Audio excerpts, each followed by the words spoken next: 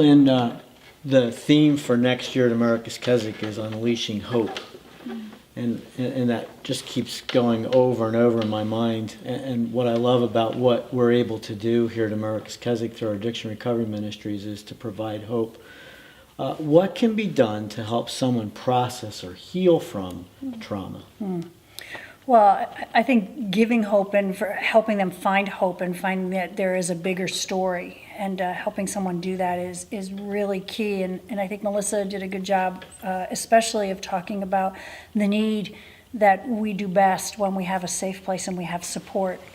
And so if we know somebody or if it's us personally, it's really key that we find support, that we find a safe person, because we have to be able to tell our story.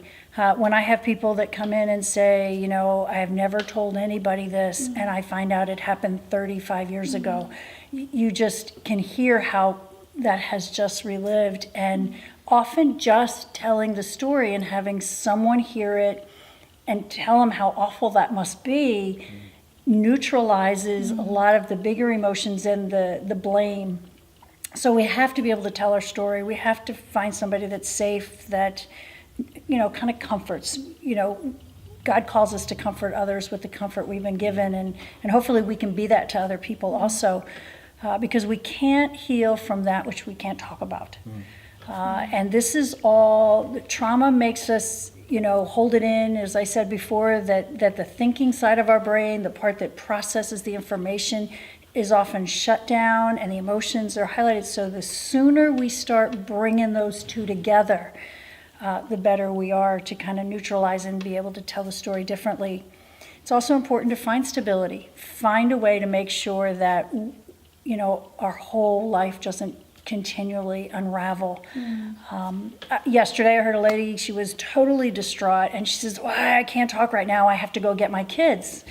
And so it just, you know, there's probably going to be no stability the rest of her night, but it's going to be important that we find stability if we're in an abusive relationship, to get out of that relationship, to be able to process it. Find balance, whether it's eating right, healthy, because those are the kind of things that we don't always do well when we are under stress. Most of us don't eat well when we're under stress. So, and if there's an addiction that goes with it, you know, get the help for the addiction first, because the two need to either go together, or, as I said before, you can't deal with the trauma if you're still have all the other things going on. To get to the heart of the pain, educate yourself on the symptoms. There are tests online that you can just take to kind of find out, if you're curious, is this my problem? You can look, and there's a lot of different ways to just kind of find out some of those things. And, you know, get involved in a church. You know, find healing from God. I know that there's probably a lot of distortion, so find the truth about God. Find out really who He is. Find about His view of this world, the suffering, the evil, why it exists. Get some of those answers answered. They really help pull the pieces together and give us a good groundwork and a foundation.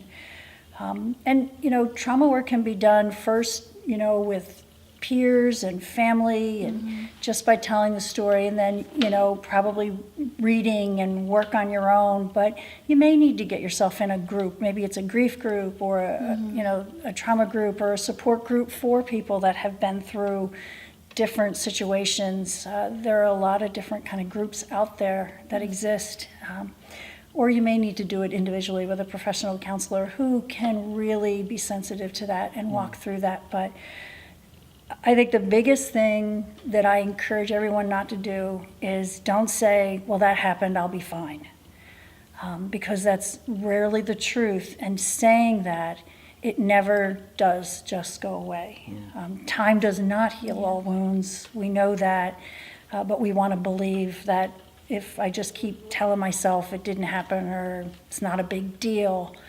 And if you're telling yourself that, that probably means you need to go talk to somebody about it.